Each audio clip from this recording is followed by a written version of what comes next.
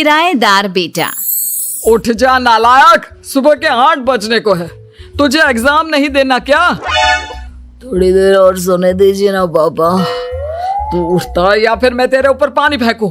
रोज गधों की तरह सोता रहता है, पेपर की कोई टेंशन ही नहीं है।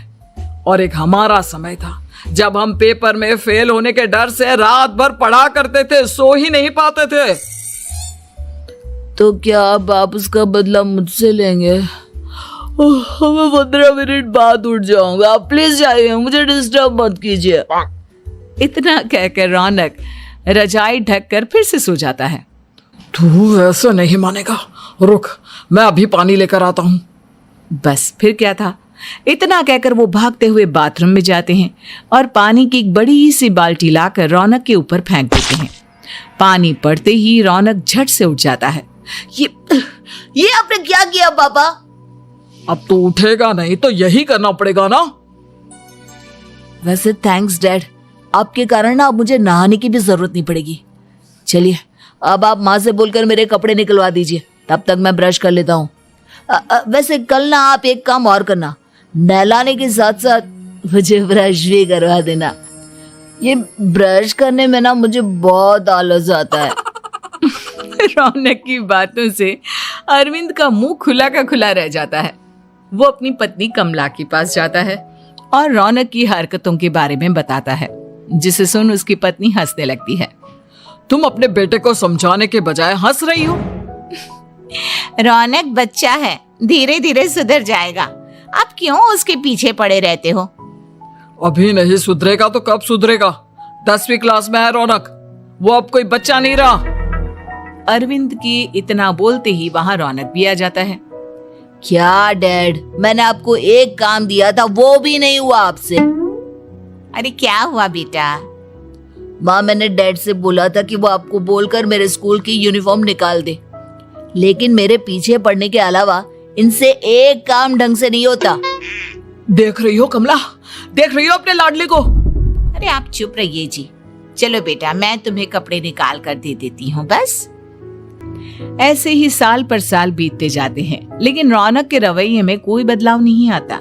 वो पहले से भी ज्यादा आलसी और पूरी तरह अपने माता पिता पर निर्भर हो जाता है। 2 साल बाद पता नहीं कहाँ गायब रहता है पूरे दिन, अब तक तो आ जाना चाहिए था। अरे आप इतनी फिक्र क्यों कर रहे हैं उसकी? दोस्तों के साथ खेल रहा होगा, आ जाएगा अभी। ये कोई टाइम है खेलने का? 10 बजने वाले हैं, इतनी रात में कौन खेलता है? कमला कुछ कहती उससे पहले ही रौनक वहां आ जाता है। मम्मी जल्दी से खाना लगा दो, बहुत भूख लग रही है। तुम्हें तब तक खाना नहीं मिलेगा जब तक तुम बता नहीं देते कि इतनी रात गए कहां से आ रहे हो। ओ प्लीज डैड, अब आप एसी पे प्रद्युमन बनकर मेरे सर पर बंदूक लेकर मत बैठ जाना। अपनी फालतू की बकवास बंद कर और बता कहां से आ रहा है। माँ अब समझाइए ना डैड को। बता देना बेटा, इनको भी तसल्ली हो जाएगी। आप बोल रही हैं तो बता देता हूँ, मैं दोस्तों के साथ मूवी देखने गया था, इसलिए देर हो गई। तो इन सब चीजों में मेरे पैसे उड़ाता है? कभी 1 रुपया कमाने के बारे में सोचा है तूने? जब देखो हवा की तरह पैसे उड़ाता रहता है। माँ अब आप इन्हें चुप करा दीजिए, वरना ना मुझे गुस्सा आ जाएगा। अच्छा क्या कर लेगा? बता ना क्या कर लेगा तू? वैसे बात तो ठीक ही है, मैं कर ही क्या सकता हूँ, पैसे तो फिर भी मैं आपसे ही मांगूंगा ना। चलिए अब ये सब बात छोड़िए और मम्मी मेरे लिए खाना लगा दीजिए। अभी लगा देती हूँ बेटा।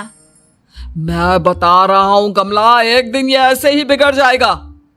उफ़ो, आप क्यों इतना पीछे पड़े रहते हो मेरे बच्चे के? बाद की बात में देखेंगे, अभी आप शांति से उसे खाना खाने देंगे। अगले दिन डैडी मुझे 10,000 रुपए चाहिए। हाँ?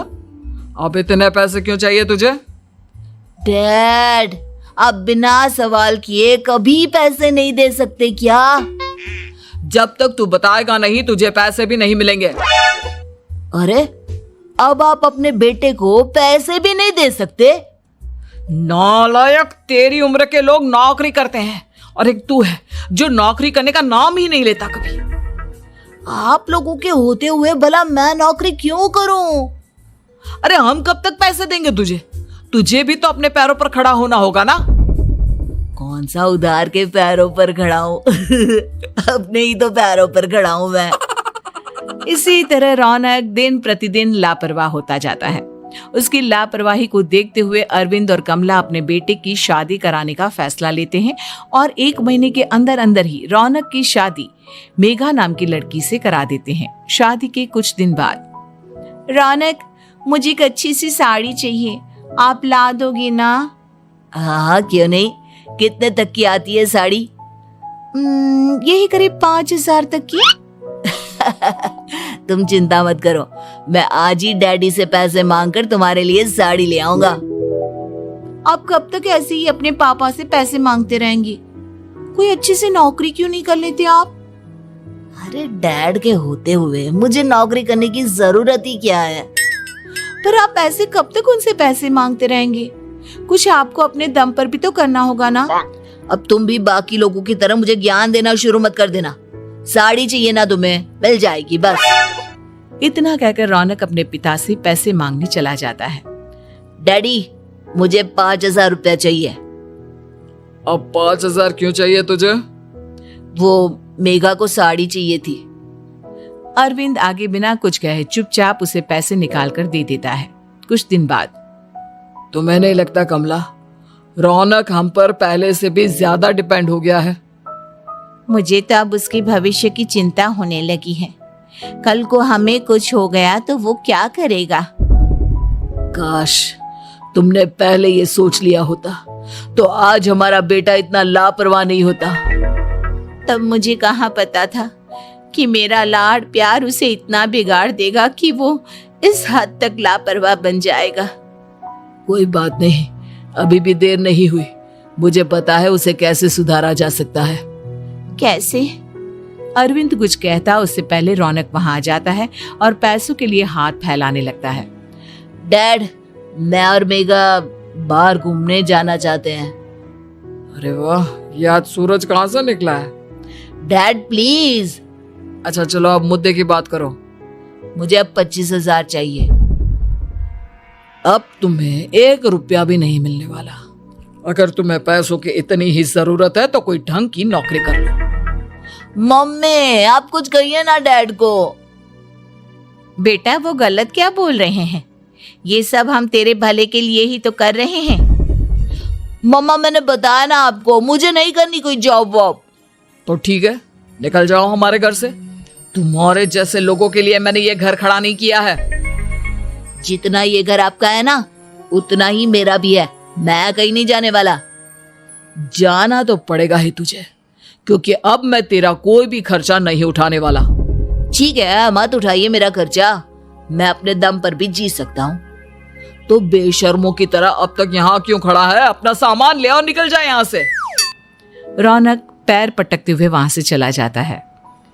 घर से निकालना जरूरी है क्या उसे? बिना पैसों के कौन रखेगा उसे किराए पर? अगर उसका भविष्य सुधारना है तो हमें अपने दिल पर पत्थर रखकर ये कदम उठाना ही होगा। दोनों बात कर रहे होते हैं कि रौनक अपनी पत्नी के साथ एक बड़ा सा बैग लेकर घर से निकल जाता है, लेकिन घर से बाहर उसे कोई भी मुफ्त में अपने घर किराए पर नहीं रखता। अंत में थक हार कर वो फिर से अपने घर चला जाता है। क्या हुआ? थोड़ी देर पहले तो दहाड़ते हुए घर से निकला था, अब क्या हुआ? नहीं रखा ना किसी ने तुझे किराए पर? डैड प्लीज, मैं कुछ दिनों में कोई अच्छी सी नौकरी शुरू कर दूंगा। आप तब तक तो हमें रख लीजिए प्लीज। सुबह से रात हो चुकी है लेकिन कोई हमें रखने को राजी नहीं है।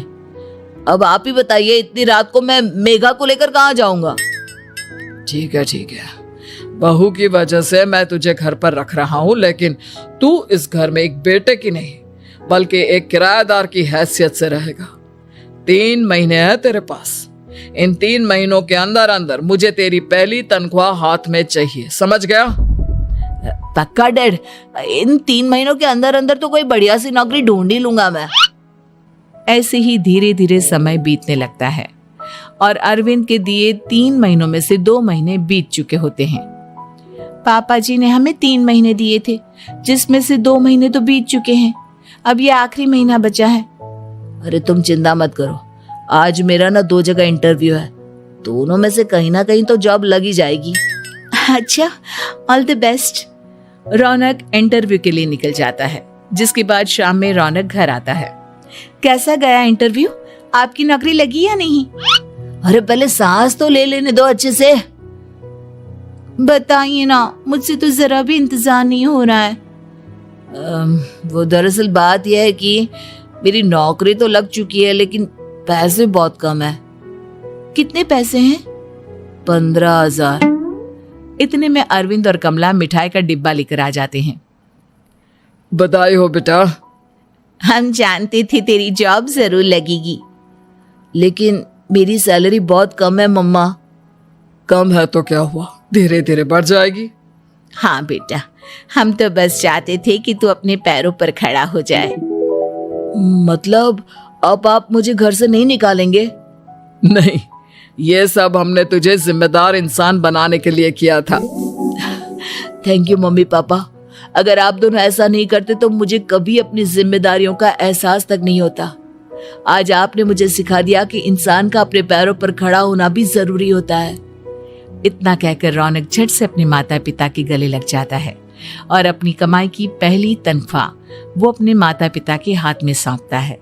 इस तरह रौनक एक गैर जिम्मेदार व्यक्ति से एक जिम्मेदार व्यक्ति बन जाता है।